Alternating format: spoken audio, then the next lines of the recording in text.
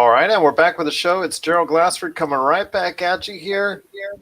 This friend of mine, he's been on the show many times before. I just cannot thank enough for every time he appears on the show. But he asked me and reached out to me and said, Gerald, during this time where everybody's at home for the most part, and they're spending some time with their families, or they're spending some time gathering around, taking care of some of the hobbies that they have kind of neglected or had to put by the wayside because of what they're doing in their lives. I wanted to go ahead, Gerald, and get a chance to speak out on some of the things that I've been up to. So, I said to him, all right, sounds good to me. Sounds like a plan indeed. So he's here today. It's Noah Ian Fein. You used to know him as Jason Todd Feinberg, but it is Noah Ian Fein from Hunnick Outcast. And welcome, Noah. I want to thank you so much again for stopping onto the show. The floor is yours, my friend. Video games galore. I know you've been posting all over the internet and social media about all the great, retro games you've been playing, but I want to hear more about the video games you've been playing this point in time, and as far as the stay at home, all that type of scenario. So, video games galore, my friend. I think are what you're talking about. Well, again, thank you for inviting me as always, Gerald. When it comes down to, it's not like we can't go outside, but we have to be cautious. So I've been collecting systems and games since the 80s. It's going to be too long of a podcast to discuss every system that I own, every game that I own. I'm breaking it down. But over the You're years, talking to someone here who had Pong. So I had that too. I had Pong. I had the LCD Game and Watches. I had the Game and Watches on the actual Tiger watches. I said I had Pong. I had the Tiger games. I mean, I had them all. But over the years, some of them, unfortunately, either broke or got misplaced or lost when I moved from New York down to Florida. So back in between 2010 and 2015, there was two conventions twice a year in Great Oaks, Pennsylvania, called Too Many Games in June, and then in September it would be RetroCon. And it was pretty much, there was a section, there was a flea market for old and used video games and the systems and the computer games as well, with all the old video game computers like the Spectrum and the Amstrad and even the Commodore 64. And even by me, there's a flea market by Fort Pierce in Florida where, again, you can get used games and you can haggle and blah, blah, blah. But I figured I just go in a certain order of what I have. Mostly since a lot of the systems went kaput, and I'm not like James Ralph, the angry video game nerd. I can't hook them up in the back the way that he does because it would cause an electrical fire. And unfortunately, none of them are HDMI. So I have pretty much boxed the systems and the games. But thanks to my emulator, if I own it, I put it on a ROM on my emulator. So this way, legally, I have it. And it's easier because it's easier to play, store, catalog, and I can use a wireless controller. Or you can get yourself the Retron 5, which is also the system with the wireless controller. But unfortunately, like the CD-based games like Sega CD and Philips CDI and 3DO, that I've boxed up and used an emulator because even back then, the games were not good with the hardware and they would break or they would crash or they just scratch. So everything has been, like I said, boxed, catalog, you get the idea. But what I do want to discuss also with the maincades, because I know a lot of people have been getting those emulators and ROMs for years, I actually was able to get my hands on the motherboards at a convention, and you can put together the mini cabinets for the arcade games. And there's one that I want to discuss that unfortunately has been discussed to death, thanks to James Ralph, the angry video game nerd. This one is Ninja Baseball Batman, which is a beat 'em up. And beat 'em ups, I think, are simple. They're pretty much, you go from left to right or right to left, and you just beat up the enemies. And then you have a boss, and that's it. It's like Teenage Mutant Ninja Turtles or the Simpsons arcade. But what's interesting about Ninja Baseball Batman, it was from Japan, came here, didn't sell well. There were only 40 units. I've seen some of the original cabinets, one in Miami at a barcade. What was interesting about this game is that you were mascots that were named after famous baseball players at the time of the 90s, or ones that people remember: Darryl Strawberry, Jose Canseco. They all have different abilities, like the Teenage Mutant Ninja Turtles, but you were going after artifacts from Baseball Hall of Fame in upstate New York. And the boss fights, one of them was you were inside a jumbo jet fighting a biplane. Again, I was able to acquire the motherboard, but a lot of people want to get their hands, put a reproduction cart, this one, onto a SNES cartridge or a Sega Genesis. The people have been trying to, so it's still been petitioned. This really should come on Switch or PS4. As for a home console, I think we all had that was made out of wood, the Atari. Two games I want to discuss. One was Pigs in Space, starring Miss Piggy. This actually came out after Muppets was canceled on CBS, the original Muppet Show. And this was also during the Atari video game crash, where you were getting a bunch of games for like a third of the price. And I got this at KB for like $2, if you can believe it, when it first came out. Atari was notorious for screwing their programmers, and they would eventually leave and create their own companies. But you had 3 different programmers for Pigs in Space, starring Miss Piggy. Link Hogthrob, of course, this was satirizing Star Trek, and they had a ship called the Swine Trek.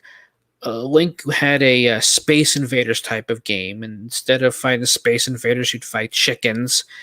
And for the bonus of the spaceship, it'd be Gonzo, and if you were shot by one of the aliens, you'd be turned to a chicken. The other game for Miss Piggy, just go from the bottom to the top of the board, karate chopping, because that's what she was known for. And Dr. Strangepork would try to do stealth to get to get to the Swine Trek. Only complaints about this game is that I understand it was taken from other Atari games at the time. Would have been nice if they could have used a Swine Trek and made it like a Defender clone, which would have been interesting. The other game I wanted to discuss, which I found to be interesting, was Pitfall, because we all know that one. A lot of people think of their version of Pac-Man. And again, the stories were that the programmers had months to work on a game and have it rushed out. But Pitfall was one of the reasons why kids wanted, because in the arcade you collect points, and Pitfall was, you were starting to go on an adventure. So, and the whole idea was you had to get enough treasure before your time would run out. And the way your time would run out is if you would fall through different, pitfalls. You would run across a screen and a lake would open up, and that was supposed to be quicksand, or you couldn't jump over the crocodiles. And the more times you died, that's how you'd lose your time. And there'd be another section of how many points you got. So at the time, it was innovative. For the Nintendo, and that's going to be like a forever thing, but there have been a lot of Japanese. I mean, I could talk about Mario, but I know that they're working on some remastered versions of the, for Nintendo 64 and GameCube and, Wii to bring those onto the Switch for the 35th anniversary, and that's great. But I wanted to talk more about the obscure games that nobody really remembers, and the ones that I found to be interesting. Actually, you have games like Wampum, which is kind of this Mario clone, but it's with a Native American running around throwing his Tommy Hawk, and it's not as stereotypical as you think. I've actually found it through a European dealer, because there are a lot of European and Japanese cards that I got my hands on. So it's something to consider as well. There's also a game called Sweet Home that was in Japan, but over the years, maybe we find an English translation of it, as people were able to take the ROMs and reprogram it and put it in English and sell it as a reproduction cart. This was a survival horror game, which is interesting. And the more you go into it, you're in a haunted house, and if you die, your other comrades will take over, but it's all about who is going to be the last person standing, if anyone at all. There's also Maniac Mansion, which was a LucasArts game that was here in the States. It's a point-and-click adventure. You're going through a haunted house, saving your girlfriend from being turned into a slave of this meteor that crashed in front of this mad scientist's house.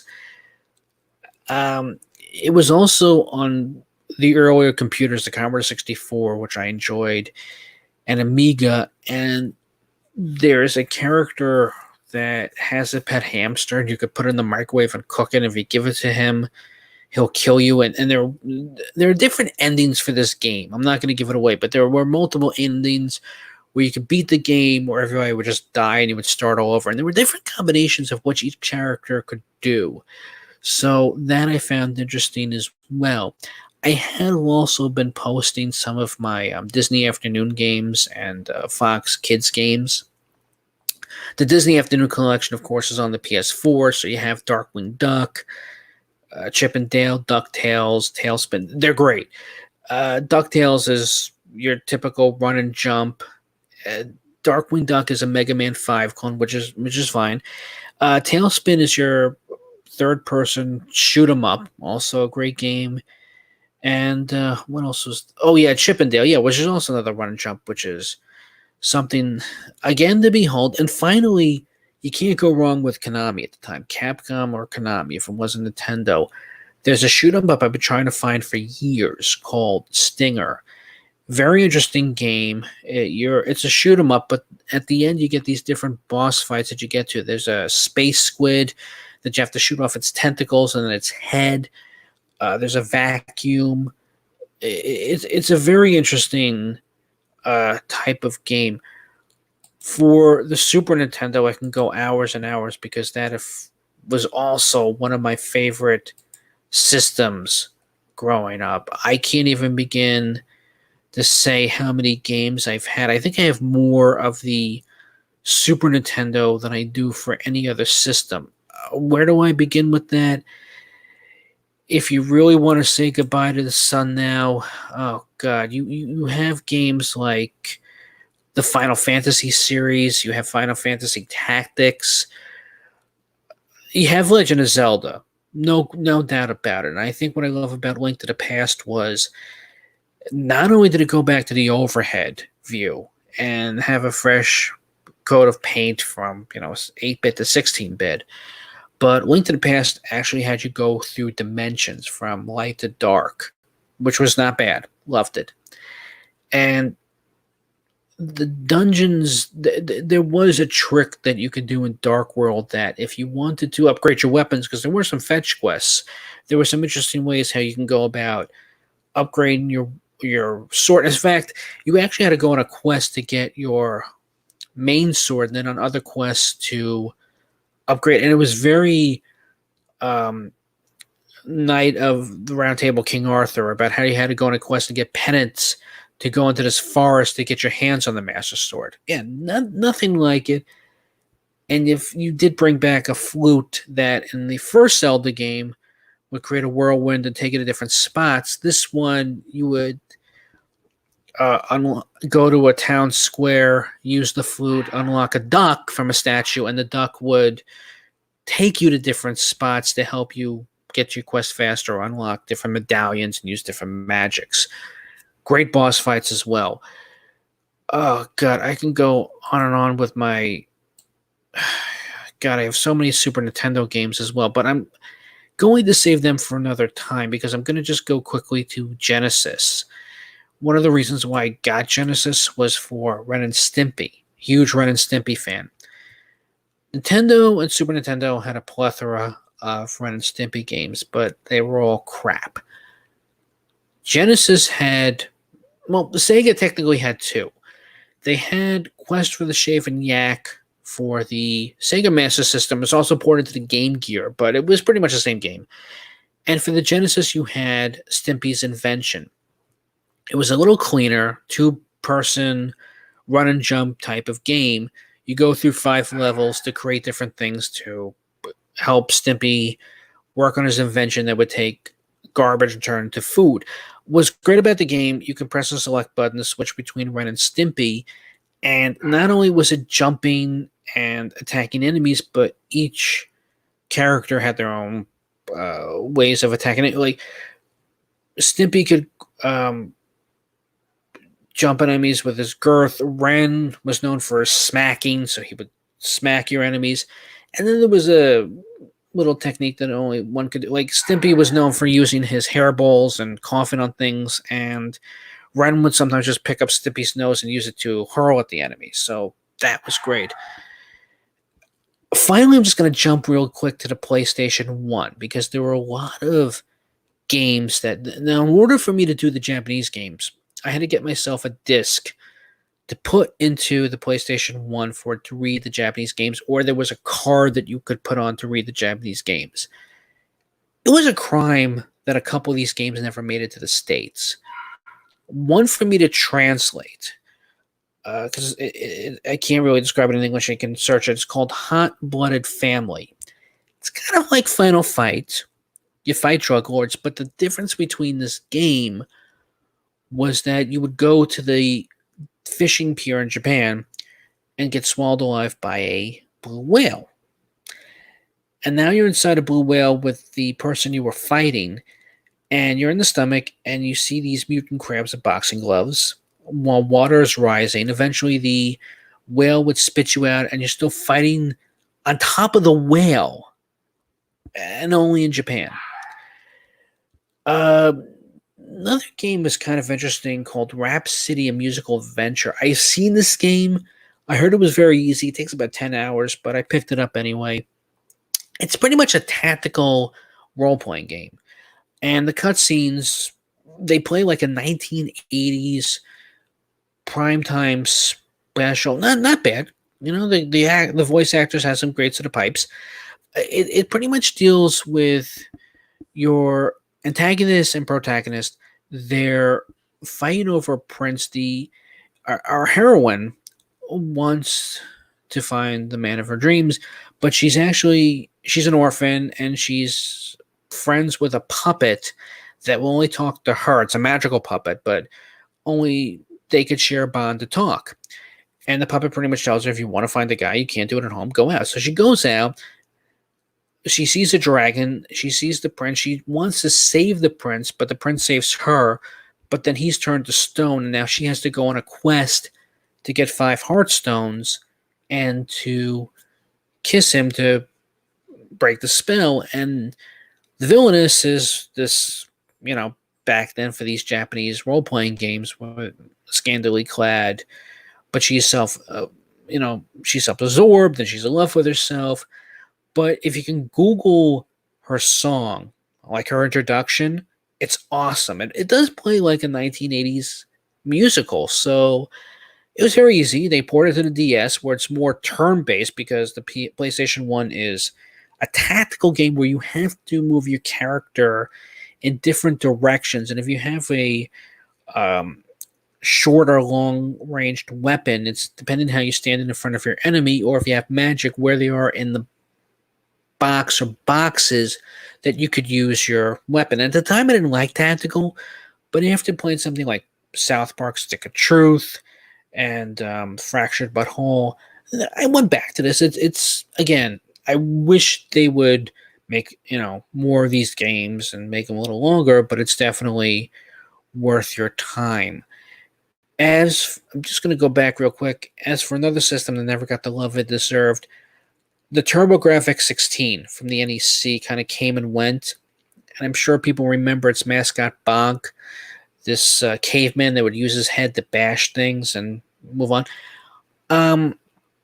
Bonk never got the credit he deserved, but eventually, after TurboGrafx came and went, Nintendo did purchase the library, and there were Bonk Nintendo games and a Super Bonk that was on Super Nintendo, and eventually on GameCube. They did put it on the Hudson Valley Collection, and there were 4 titles, and it's on Volume 3.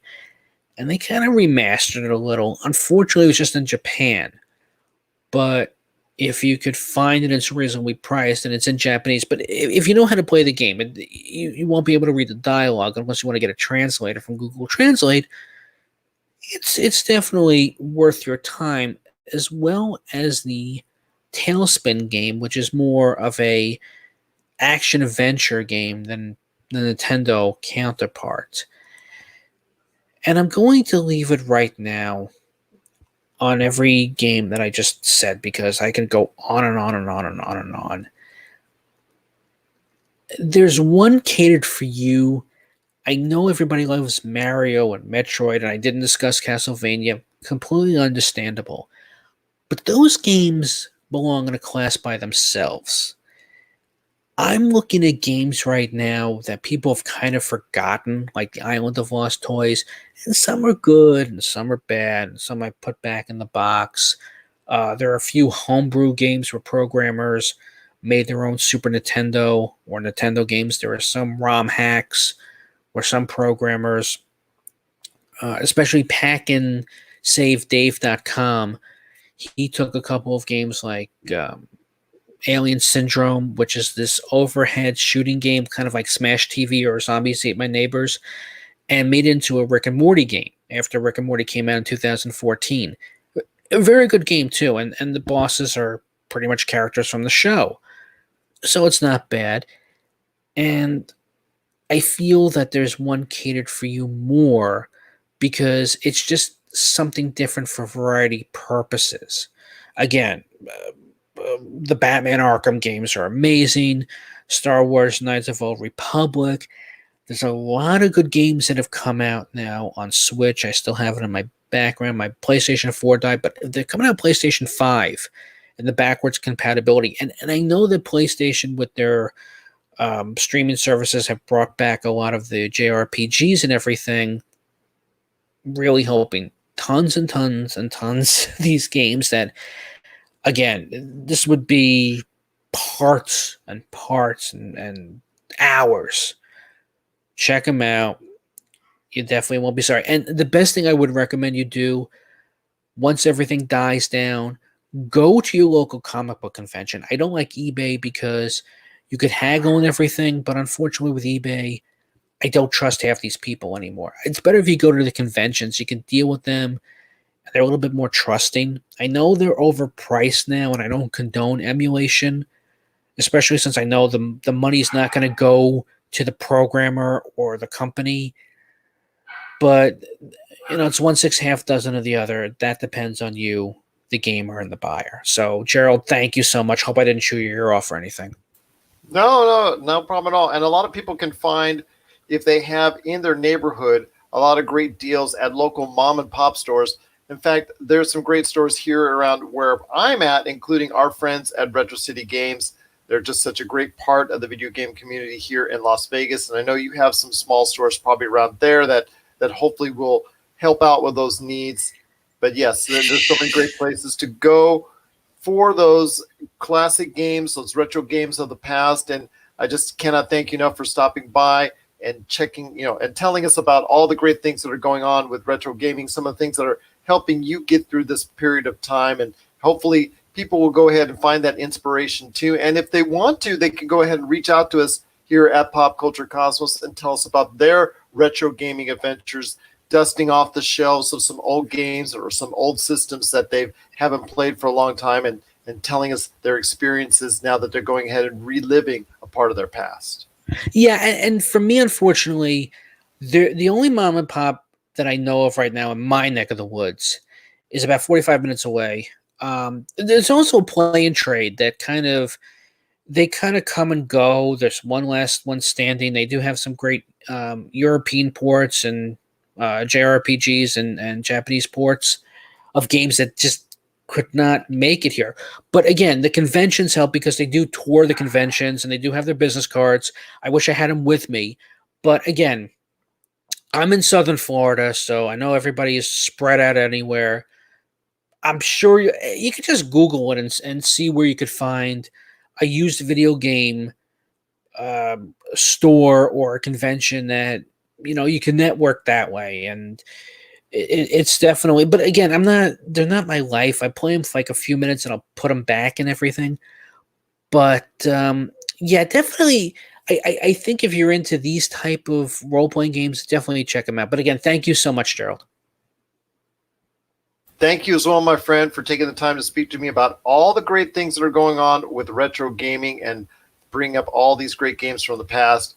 Hopefully, like I said, there'll be some way for not only for yourself to continue to get through this tough times, but hopefully it will be for a lot of people as well.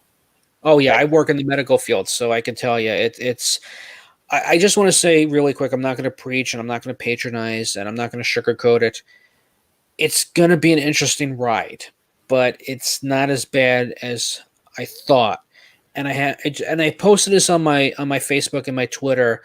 I just want to say thank you to everyone out there when I go to Target or Walmart or Publix or Winn-Dixie.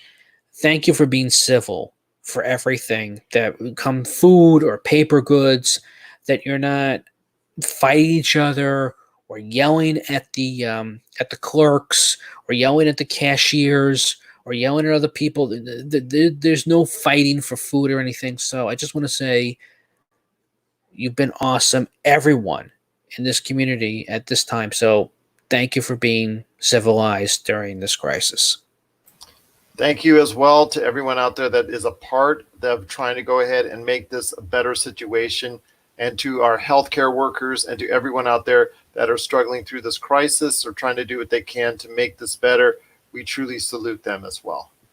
Well, thank you very much, my friend, for taking the time. That's Noah Ian Fein from Hunnic Outcast. You got to go ahead and check out what he's doing at Hunnic Queen and all the great stuff that he's doing today. He talks a lot about retro gaming, and you know what?